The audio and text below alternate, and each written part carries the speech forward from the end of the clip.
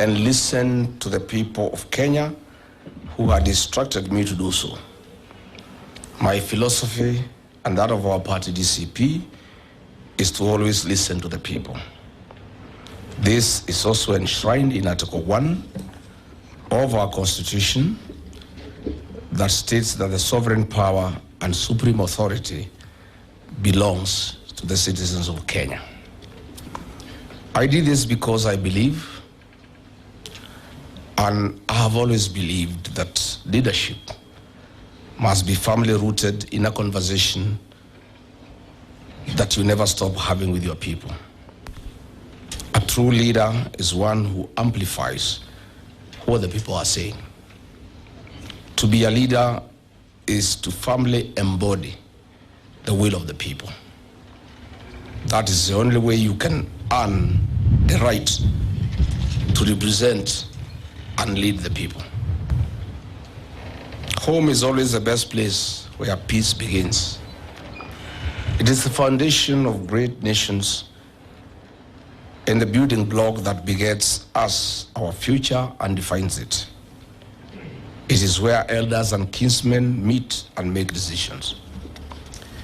As Chinua Achebe puts it in his book, Things Fall Apart, and I quote, "A man who calls his kinsmen to a feast does not do so to save them from starving. They all have food in their own homes. When we gather together in the moonlit village ground, it is not because of the moon. Every man can see it in his own compound.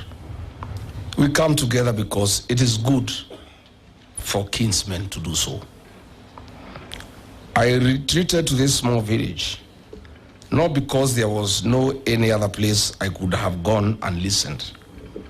I did this because the prevailing state of our nation is very dire, and this has continuously bothered me, just like it has bothered 55 million Kenyans. Kenya was and is falling apart. I retreated to listen to Kenyans who, for far too long, have remained unheard. When we began, we never knew it would have been this phenomena as it has been. We took 45 days, but it is stretched to 55 days to allow us to listen more and allow Kenyans from all walks of life the opportunity to be heard. My countrymen, first and foremost, I thank God for His grace and guiding this task to a joyful finish. I also appreciate my family, my wife, Reverend Dorcas, and my sons, Kevin and Keith, for their support and unwavering love.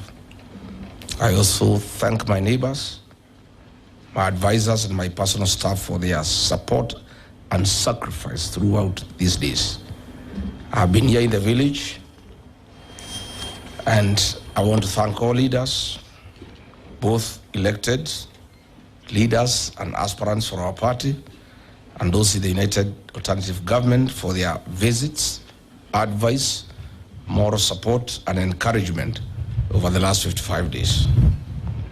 I deeply appreciate the thousands of Kenyans who came here for rigorous conversations and debates, Kenyans who called in and whom we held countless virtual meetings late into the night. I assure you that your views and opinions have been heard, and I hold them dear to my heart. Fellow countrymen, since independence, Kenya has stood strong. The people of Kenya are resilient. We are known world over for whom we are: God-fearing, strong-willed, hospitable, law-abiding, industrious, hard-working, patriotic, resolute, affirmative, honest, and peaceful. Kenyans hold values as spelled out in our Constitution. Our new Constitution brought forth great changes to our development agenda, well-being, and our democracy. It is a great foundation of our nation and a strong pillar of who we are and the future we look forward to. my countrymen, and a strong pillar of who we are and the future we look forward to. My countrymen, the 55 days have been significant, painted with debates, meetings, new ideas, new freshness of the people, happiness, and rigorous consultations. Evenings were great with my family, a few friends and neighbors. Sometimes the days were painful when I would hear what Kenyans have gone through in the last 4 years. Other days we could sing and pray. Other days I would just sit alone and reflect too much into the past, present, and the future.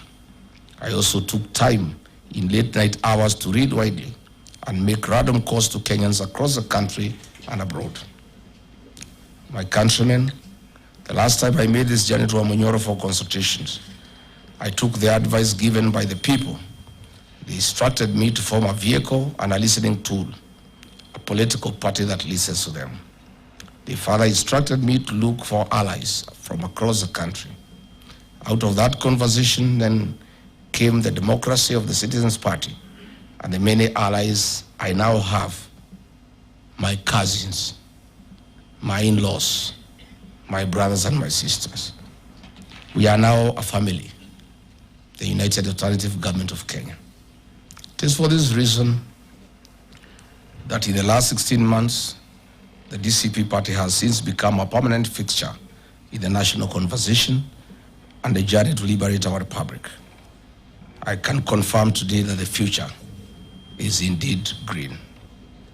Ladies and gentlemen, we all know that in 351 days, on the 10th of August 2027, less than a year from today, we shall go to the general election to elect a listening president and caring leaders.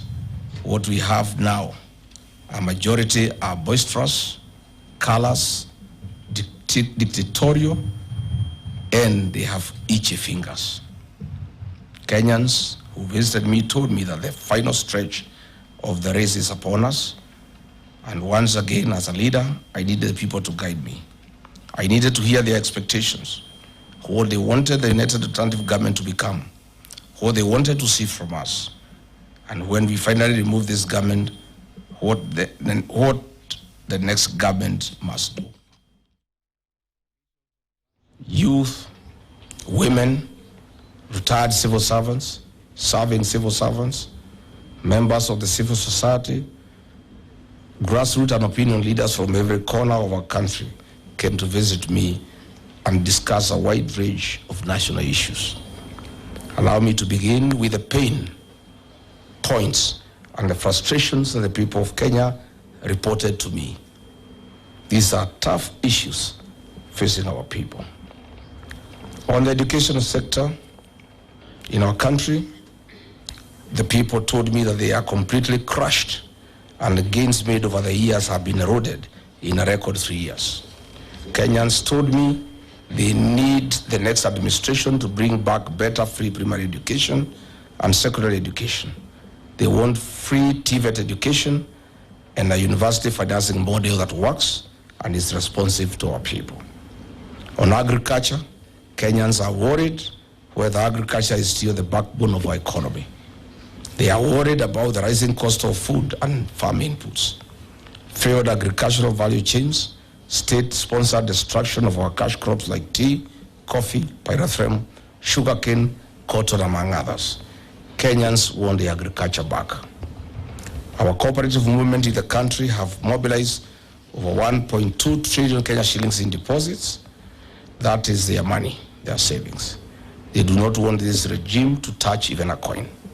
They do not want their assets to be sold to a select cabal of political businessmen, but to members of the cooperative movement that represent the true face of hard-working, honest Kenyans.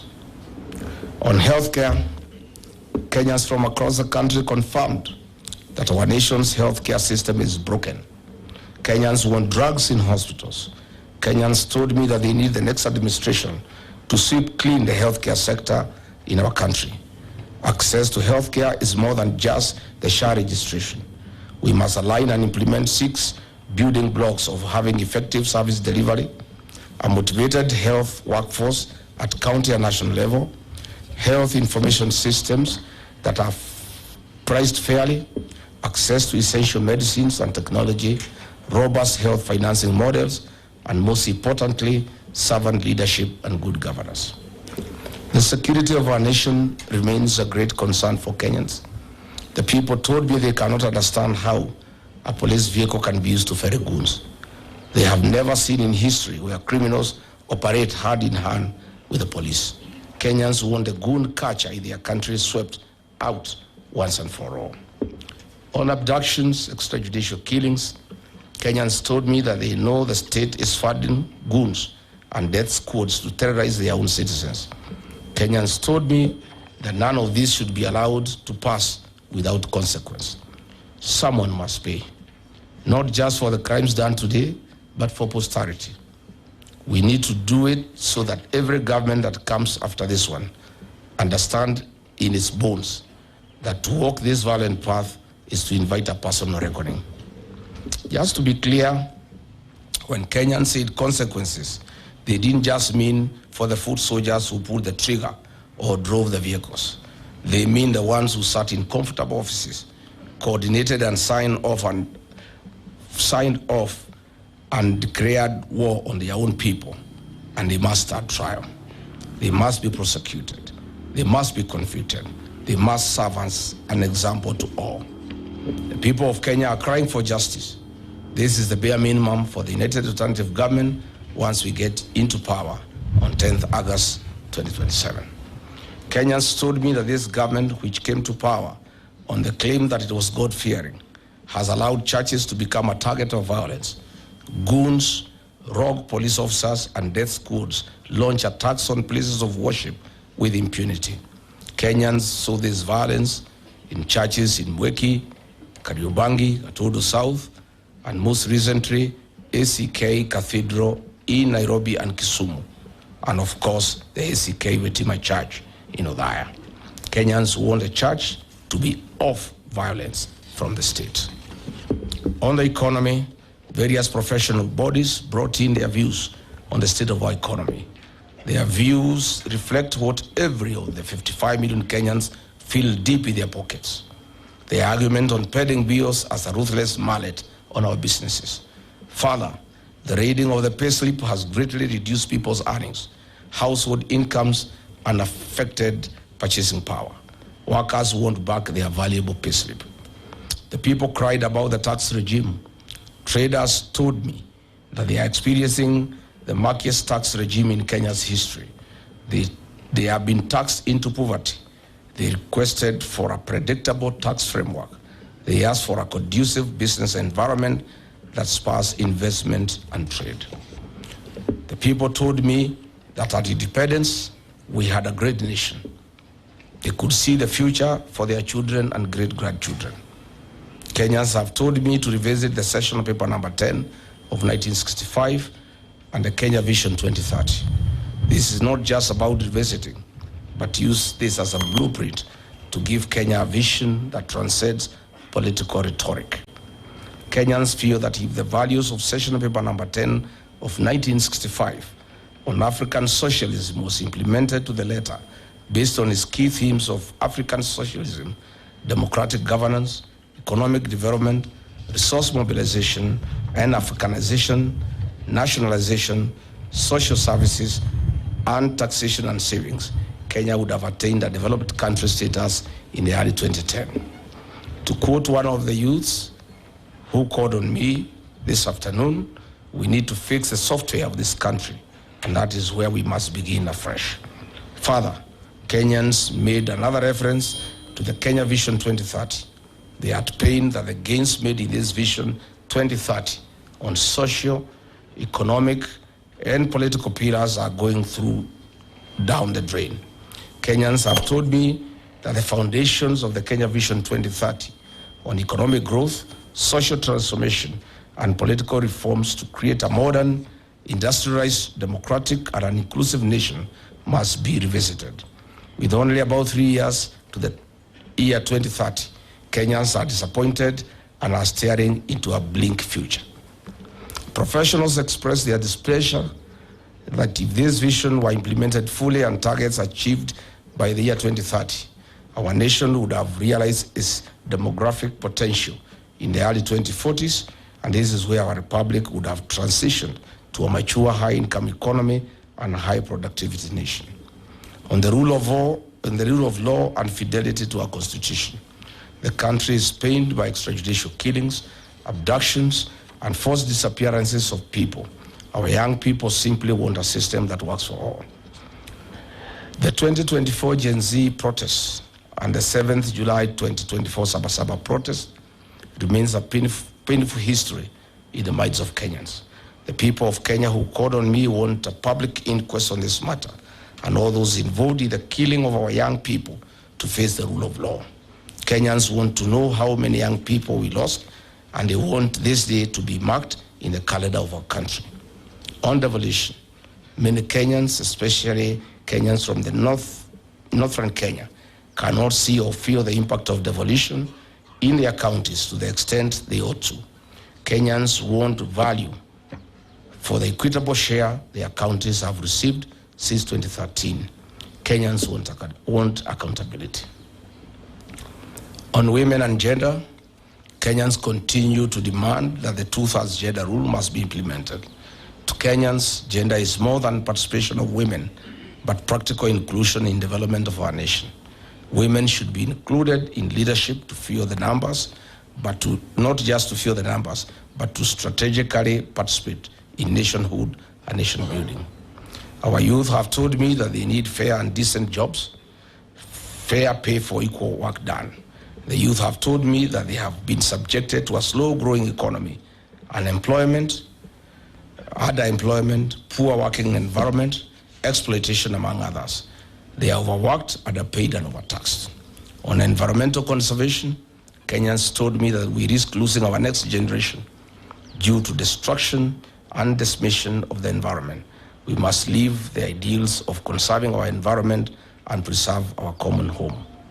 On religion, the religious leaders expressed great anguish on the attack and the desecration of the altar. They told me that the church and the state must coexist. I agree with them. I gave my unwavering commitment that the Church of Christ, under my leadership, will remain respected and accorded its rightful position in the country. While at it, the small-scale traders came to see me. The proposed KRI import duty directive affecting clearance of consolidated cargo entering Kenya is not acceptable. The traders have told me that increasing duty from 2.5 million Kenya shillings to 3.5 million Kenya shillings per container will be painful, not only to the importer, but also painful on the final consumer. Kenyans are saying this must be stopped on the tracks. Kenyans have informed me that the Kenya Information and Communications Amendment Bill 2025, currently before the National Assembly, having undergone its first reading in July 2026, is punitive. The bill, Kenyans have told me, breaches the right to privacy under Article 31 of the Constitution of Kenya and the Data Protection Act, among others. Kenyans are demanding a robust public consultation before passage, as well as robust data protection, transparency, and oversight mechanisms. The public service reported that they live under perpetual fear of the state and state murderings. Apart from demoralization, the service is no longer attractive to work for. Kenyans have been instructed that the next administration must bring back the pride of the public service, as well as restoring the dignity of the payslip. On foreign affairs, the people of Kenya are simply holding their breath. They are wondering how Kenyan sons would fight themselves in a war zone in Russia and Ukraine. They do not understand how the government of Kenya would host a parallel government of Sudan run by internationally sanctioned criminals. Kenyans told me that they want a paradigm shift from political diplomacy to economic diplomacy that serves the interests of 55 million Kenyans and not one person. On sports, creative, and digital economy, the players in this sector informed me that they are exploited. There is no fair pay compared to their counterparts in developed economies. They feel completely left out. They charge me with the responsibility to craft a manifesto that places their dignity above everything else. On social security, this requires urgent reforms and an assurance that we can do better as a country. My commitment is an inclusive social welfare for every Kenyan, where no one will be left behind and their hard-earned savings are secure and invested prudently in nation-building projects. On energy and the generational infrastructure, Kenyans want an inclusive development program that is free from political patronage. They do not understand why the government of the day is involved in doing what the private sector should be doing. On illicit brews and drugs, Kenyans in one voice told me that we are back to the menace in a big way. The progress we had made when I served as deputy president has been eroded. Our children, our young people are dying. There are funerals everywhere. I have clear instructions from Kenyans that this menace must be a top priority by the next government. We must protect Kenyan population from extinction. On the sale of public assets, Kenyans have told me that this is wrong. What is more annoying is the impunity and the manner in which it's being done. The people of Kenya have clear instructions that strategic public assets that have been sold must be brought back to the people of Kenya when we form the next government. Kenyans have asked me to develop a policy paper on all sectors and present a blueprint to them for validation. This will be done once I'm back from the United States of America, where I'm traveling later in the week. I'll present my blueprint based on what the people of Kenya want. Overall, the people told me that the covenant with the executive was broken and the promises made therein remain unfulfilled to date. Dear Kenyans and my countrymen, I have heard the people from the South Rift. They were burdened by their leaders immediately after the elections, a cycle that has always recurred. The promises of development that they were given have never been delivered. Their community land is being grabbed in broad daylight by people who fear no consequence because of their connection to State House. We discussed this and many other issues in that region. From the Nairobi City County, leaders, aspirants, professionals, and businessmen all agreed that our capital city is in ruins. The streets have become rivers because no work has been done on drainage. Children are packed into classrooms so congested that no learning can take place. Families and businesses watch bulldozers flatten their homes and their places of work in targeted inhuman demolitions. Goons and killer squads are in the streets and in the estates. The police who should be protecting the people are too busy serving as bodyguards to these criminal elements as they wage a war against the people of Kenya. From the Maa Nation, elders, leaders, and aspirants told me how they are watching as their land is being stolen by the president and his cronies. They are in pain because when their people have stood to protect what is theirs, many have been shot. Land theft and police violence rage across their counties. From the coast, elders and senior leaders told me of their challenges at the port of Mombasa, the key to the coastal economy. It has been mismanaged and used to disadvantage the local population. Ranches are being seized at gunpoint. Minerals are being carted away, but the local community see no returns. The drug epidemic is back. I spearheaded this fight as deputy president, but the gains have been lost. Drug dealers have been welcomed into the highest decision-making table, including sitting in the cabinet. This disease is devouring the youth at the coast. From northern Kenya, leaders, professionals, and concerned citizens told me of the absentee leaders who do nothing to combat the underdevelopment and entrenched poverty. Devolution, the promise that was supposed to bring government to their people, has instead seen resources disappear with little to show for it. The drought still comes, the water has still not come. For the western and western regions, the people reached out to me. They decry the sugar sector crisis, the reclassification of VAT increases cost of transporting sugar to the factories. The sale and leasing of sugar factories to private sector does not benefit only farmers, but the cabal that is hell-bent on pursuing selfish gains at the expense of 55 million Kenyans. For the North Rift, the people collectively spoke about the menace of banditry, cattle rustling, and the crop failure that has been experienced in the region. That warlords of violence are now eating in government, but the problems still remain. For the people of Mount Kenya region, I've heard your voice of unity. This will be done. We are one people and one nation. For the members of the fourth estate, they decried state harassment and curtailment of their freedoms that are enshrined in the Constitution. The media wants to be left free as espoused in our Constitution. This is only a sample of the discussions that I was having here in Omanyoro. Just a small fraction. There's much more. The work before us, which is required to liberate this republic and save our people, is truly significant. Fellow countrymen, each day when the delegations left and Omanyoro was quiet, I was left alone with the weight of their words. That weight was very heavy on my shoulders. I have said this before and I'll keep saying it so that Kenyan people know that I have not forgotten. I helped bring this administration to power. I rallied my people, my resources, my networks, my energy, and my ability to move people to put this government into office. So, when I hear how you are suffering today, I hear it as a man who must answer for his part in it. Some have looked at how hard I worked to fight the excesses of this government. Some say it is out of bitterness. I think they are forgetting that I spoke up when I was still in office. Recall the Gen Z protests and the massacre that followed. I stood with our children when I was in office. Some people still say that I'm speaking because I'm no longer in government. The naysayers are all wrong. So let me be clear once and for all about what drives me. I do what I do because I have a responsibility to do it.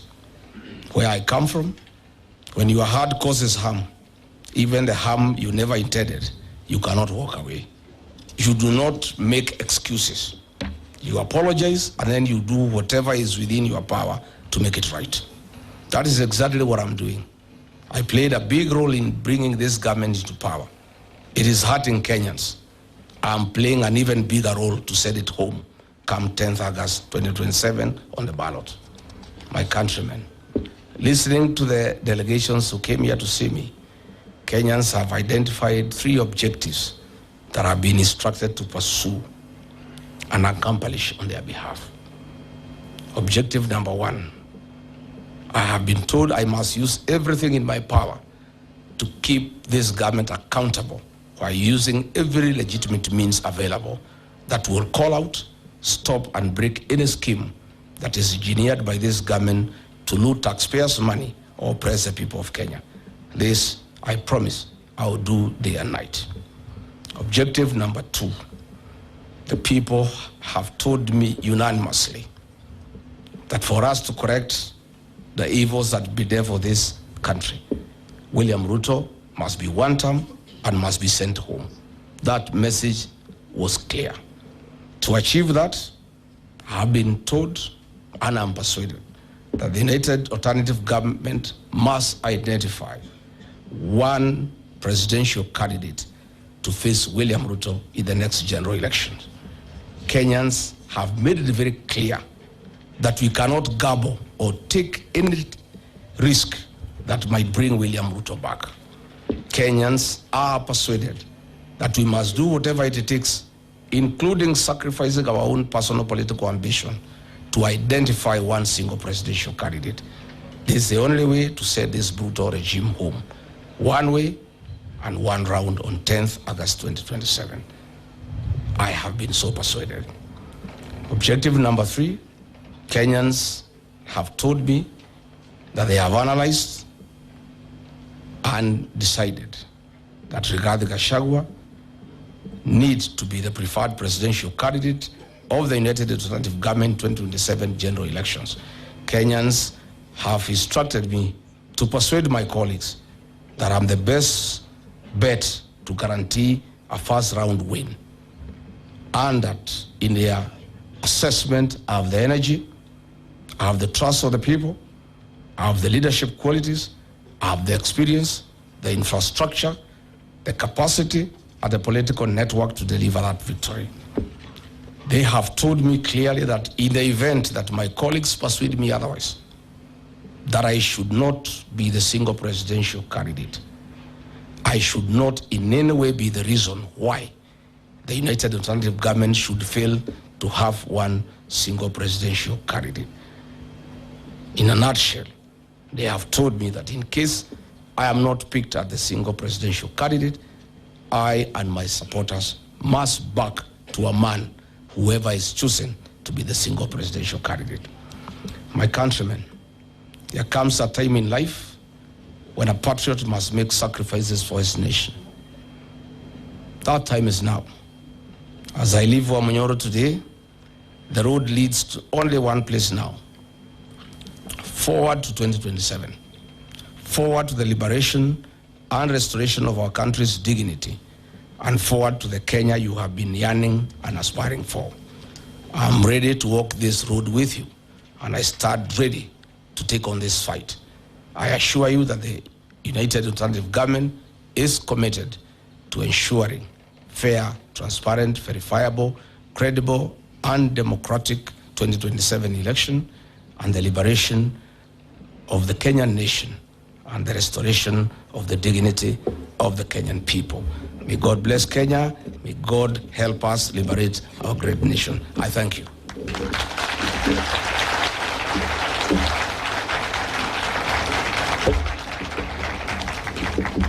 Si iko sawa? Iko sawa? Imeingia vizuri? Hata Kasongo amesikia? Kadi zilimo? One single? Najua anasema ati atirigiji lazima akuwe ni yeye. Nani nawaambia? Yes, mimi nataka na Wakenya wananitaka. Lakini wakisema ni wache, ndio hii mtu aende nyumbani. Si mimi nitawacha? Yeah. And I want to tell Kenyans I'm that patriotic. I'll make whatever sacrifice necessary for this country. And I want to tell Ruto, he has been saying I'm divisive. He doesn't know me well. You know, before he kicked me out, alikuwa amenidharau sana. He thought I'm just another villager.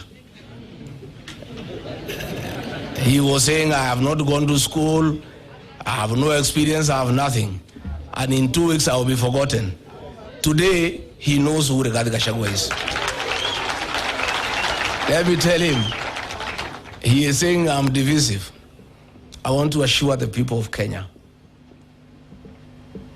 I'll be the unifying factor in the identification of a single presidential candidate to face William Ruto. And my people here in the mountain have now told me that the consolidation of the mountain is complete. The mountain has even been enlarged with Mount Kenya South and Mount Kenya North. They have now told me not to preach to the converted anymore. They have told me to go out to Western Kenya, to Coast Province, to Rift Valley, to all corners of this country, and look for support for myself or whoever is picked as a single presidential candidate. So hapa mlimani nimewachia vijana wasukume. Si ndio? Si kazi imeisha. Yeah, you cannot go to fish in a basket. Hii watu ya mlima tayari tumemaliza. Na mlima sana ni kubwa. And I didn't want to put it here. The people of the mountain have told me, because we're also here, in their own right, that they have decided that William Ruto cannot get their vote. And they have also told me they are willing to vote for anybody else, even if it is not me, provided it is not William Ruto. And that is the situation. So I'll be going to other parts of Kenya. I'll spend time in Nyanza, I'll spend time in Western, I'll spend time in the coast. I'll be everywhere. The work of consolidating the mountain, unifying it, is complete. There's nothing else to be done here. So hapa nikuja tu nyumbani kuangalia ng'ombe na kurudi. Kuna kazi ingine nimebakisha hapa. Watu hapa wamemalizana na I'm happy, and I want to say let everybody consolidate. You know, I told I told my colleagues, winning a presidential election needs a formula. And some of us are quite experienced. We have been in this game for a long time. I've been in every succession since 1992.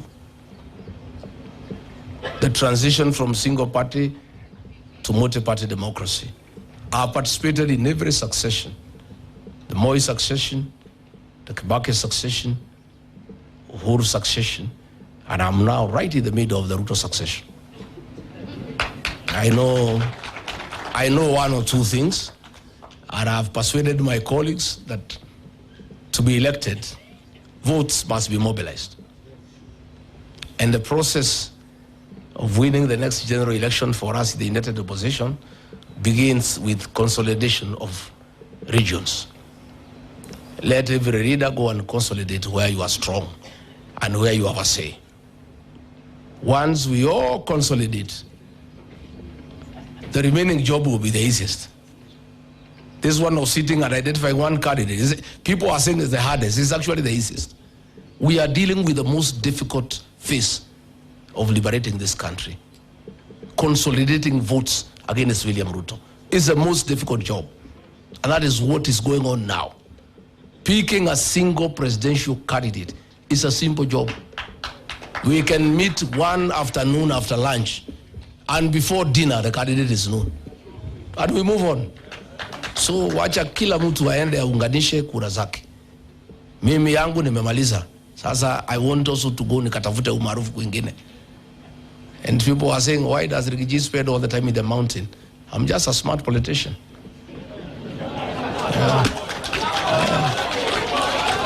How do you go to ask for support elsewhere before you consolidate your own? Charity begins at? Oh. Now I can go comfortably to Western Kenya and say, hey, I have consolidated 80 million. Please, can we partner? And then I'm listened to because I'm a serious guy. So people are blaming, oh, imutu watoki mlimani. Now nimetoka. I was in Kipsigis land. I was received like a king. Yeah. The man nation I've conquered. Hapo yote ni Rigiji na DCP.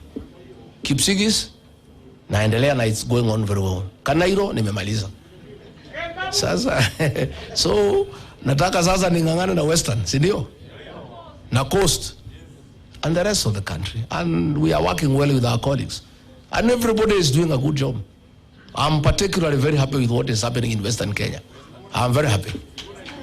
I'm also very happy with what is happening in Nyanza. I'm very happy. I am very happy. I can see this thing is done. Once Western is done and Nyanza, kuisha maneno. Because hawa wengine wote tulikuwa tumemaliza kita. He was hoping he can take Western and Nyanza. Naona mambo imekuwa ngumu. Mambo ngumu. Na sasa hii Western, hii Nyanza imechemuka na Rigiji bado fika huko. Na nikifika huko, sintafika kufanya ile inaitwa finishing. Ile finishing. I want to say, Rigiji will be all over the country. The mountain is just a home now. He has to come and sleep once in a while. I'll be on national duty the rest of the country. And I'll work with my colleagues. We have got a very good relationship. I'm always hosted in other parts of the country, and I want to thank other Kenyans the way they have welcomed me. And I want to promise them I will not let them down. And here, what we have done, I have asked here, the mountain is very simple. I have consolidated, it's good. Just make sure Kasongo does not divide the mountain. Make sure. Just make sure the small parties and wheelbarrows is introducing go nowhere. They must fail ab initio. Yeah? Because we know what is happening. And I've told the people of Kenya to appreciate and understand why I was consolidating the mountain. It's because the mountain vote is huge, and this vote, when it's united, is good for the country, so that we can join the rest of Kenyans to make sure we beat these men with a margin of 6 to 7 million. And I want to report to the rest of Kenya, the 8 million here to said William Ruto is available. So we are just now beefing up with the rest of the country for a good country, for a good Kenya.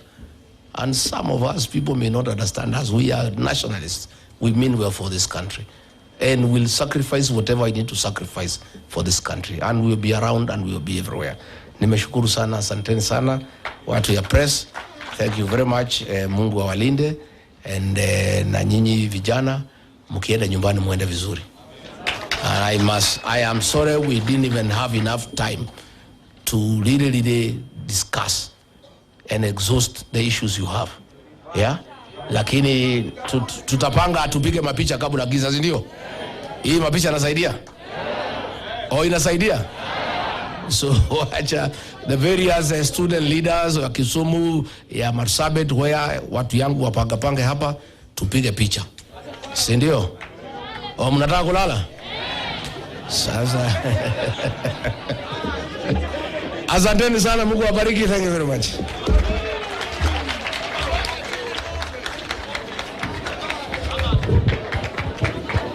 Naomba tutulie kwa sababu